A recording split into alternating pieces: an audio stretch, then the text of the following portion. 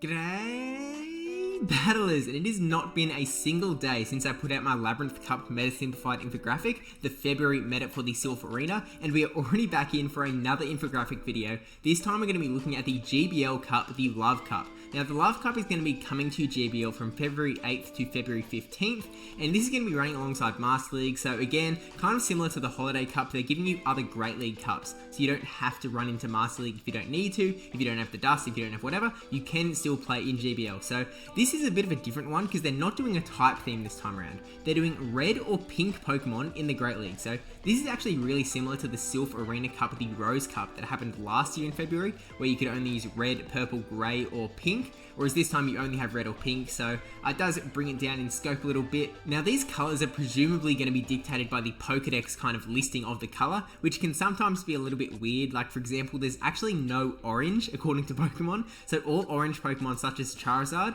are either classified as either red or brown. So we are going to see some orange Pokemon here that have fit into the red column, whereas some other orange Pokemon are going to be put into the brown column and are not going to be eligible for this cup. But if you do want this full list of all of the eligible Pokemon in the cup, I'm going to leave the link to the Ghost Stadium Love Cup analysis link, which they also do some more analysis, so you can watch this video and then go there to get some look at some other picks. So they cover some picks that we're not going to be touching here. Yeah, I'll leave the link to that, and yeah, let's jump into the meta. Whoosh. Now here we are with my Love Cup Meta Simplified infographic. Now it is pretty condensed, there's not a lot of Pokemon in this cup, but you're already going to see that there is a lot of fast move damage. We have Charizard who, is kind of hanging around, he's kind of normal, he uses charge moves. Then we have Charmers, then we have Trash Wormadam with Confusion, then back to the bottom left we have Alola who is an interesting one. You might not have ever seen an Alola you've probably never seen one in PvP, but it can do a lot of work, and we'll kind of talk more about that in a little bit. Then we have Shadow Vileplume with Razor Leaf, and then we have the counter uses in the bottom right. So it's going to be looking like a really fast move based cup, and it might be a little bit RPS all the time. Like, can you land this really good Pokemon up against this Pokemon that it just destroys in 5 seconds? We'll see how it plays out, but let's start jumping into the meta, starting off with Charizard. So Charizard, you know him, you love him, he's got a lot of moves now, but Charizard is going to be able to beat up those fairies, basically because the fairies are going to be doing resisted damage to Charizard. Charizard resists Charm, and then Fire is just going to really be adding up. And then it obviously going to be beating that Trash Wormadam over on the right hand side, because Trash Wormadam has the Steel and Bug typings, so it is like 4 times weak to Fire, so it is just melting away as soon as it sees Charizard. It's just blah, blah, blah, blah. And then also, Shadow Vileplume, it's a grass type. Even though Shadow Vileplume is still going to do so much damage to Charizard, because Razor Leaf is just insanely broken, Charizard is still going to be able to win that one out. But yeah, it's going to be losing to Alola, who is going to be running that Waterfall. I'm probably going to say that name wrong for this whole video, by the way, so, there might be like a counter of like how many different ways I say it, because there's probably going to be a few. Then Charizard, I don't have an arrow between Charizard and the fighters in the bottom right. That's because it is a little bit back and forth. Charizard beats Medicham, including XL Medicham, but it is not going to beat Scrafty. So Scrafty, put 1 point in the Scrafty column, but yeah, Charizard, it's kind of standard. You know how Charizard works these days. Generally, it's got that Fire Charge move plus Blast Burn and Dragon Claw. You could potentially run Dragon Breath, but I don't really think there's a need to in this cup, especially with so much like Fairy and Steel and whatever. Just run Fire. Fire is fine. Moving on to the Fairies though, we have Wigglytuff and Clefable here. Clefable is probably going to be the better one to go with, just because we do have the Fighting types here. The Fighting type's going to be doing a little bit more damage with counter to Wigglytuff than Clefable. Wigglytuff is a little bit more bulky though, so we'll see how it plays out. I guess Clefable also has the chance to beat Wigglytuff because it has Meteor Mash, but let's actually get into what's here. They are going to be losing to the Fire types, as we just said, and then they're also going to be losing to the Steel types, because that Trash Wormadam, just Confusion is really kind of just adding up, and the Steel is resisting that Charm again. So it seems like if Charm is resisted, the Fairies are tending to lose there, but then on this infographic, we also have them losing to Alola and Shadow Vileplume, because Shadow Vileplume, Poison type, resists Charm, Razor Leaf just does so much damage, and then only beating the Fighting types. Now this doesn't quite cover how good Fairies are in this cup, because essentially everything that isn't on this infographic the fairies are going to beat. So we'll talk about the picks that are not listed here, which includes that number 1 on PvPoke, and I'll tell you why in a little bit. So yeah, they're not like meta just dominating, they're beating all of this stuff here, but they are going to beat a lot of the meta, and they're going to beat a lot of stuff that people are going to bring. They're going to beat those core breakers, they're going to beat these kind of, they're basically just coverage mods. They really add some coverage to your line of 3, so that's kind of what they do. You know what a charmer does, it just does charm, not much in the way of charge moves. But moving on to Trash Wormadam now. Trash Wormadam, it has confusion, it's popped up in a couple Sylph Cups over time, but as we said before, it is going to just melt the fire. It cannot do a single thing to Charizard. I guess confusion is still going to do a bit of damage on the way out, but it's just not going to stand up to that fire. And then again, going to be beating the fairies. Now it's going to lose to a Alomomola. Just water does that steal in eventually. And then is going to be beating the Shadow Volplume because it has the poison typing and it's going to be weak to that confusion damage. Again, because Shadow Razor Leaf is so powerful, it's not like Trash Wormadam isn't going to take like no damage. It's definitely going to get hit a bit, but it is going to be able to win out with that confusion damage. Steel is still going to resist that grass type, I think. Is that a thing? Does Steel resist grass? I feel like it resists grass. Maybe.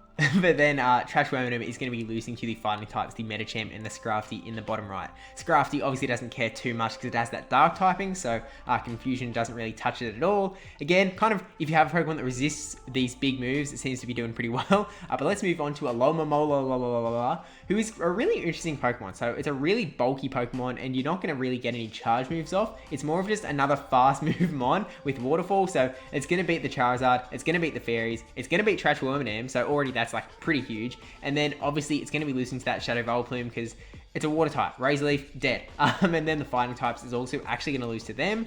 I feel like that's just because the fighting types are kind of like, I guess, a bit powerful. So they have a lot of moves, they can kind of power themselves up. And then Alomomola is kind of just relying on that like bulk, so it can take a lot of hits, but it's not dishing out too much. And Medicham especially is really bulky, so yeah, the fighting types can kind of just win that one out in the end.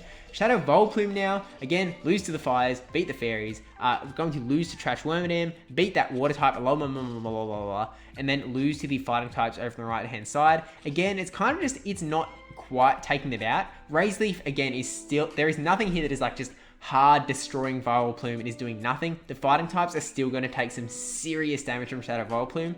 But yeah, fighting types are going to win that one out. And then fighting types have gone through all of the matchups that are here. The fire types was a bit of a back and forth because Scrafty is going to beat Charizard, but Medicham is going to lose. They're going to lose to the fairies because they're really hard going to lose to the fairies. Charm just wrecks both of them, especially Scrafty. And then they're going to beat Trash Wormadam, beat Alomomola, and beat Shadow Volplume. So again, there are a couple of picks that we have not touched that are going to be around in this cup. Now, starting off with that number 1 on PvPoke Lickitung, there's a reason that I didn't put it on here, and that is because you really want an XL Lickitung, and that is not something that, like, I don't think anyone really has a level 50 Lickitung. Not only is it rare, but also the Kanto event, where Lickitung is going to be spawning a lot, doesn't happen until after the Love Cup. So I'm not sure if that was intentional. I feel like it wasn't, because sometimes these GBL cups are not exactly the most balanced cups in the world. I'm not sure if there's like too much like stock put into kind of building up this perfect meta, but yeah, same as the Labyrinth Cup. Actually, I've not included Lickitung here just because you're really not going to see it. I really have my doubts that you're going to see a single XL Lickitung.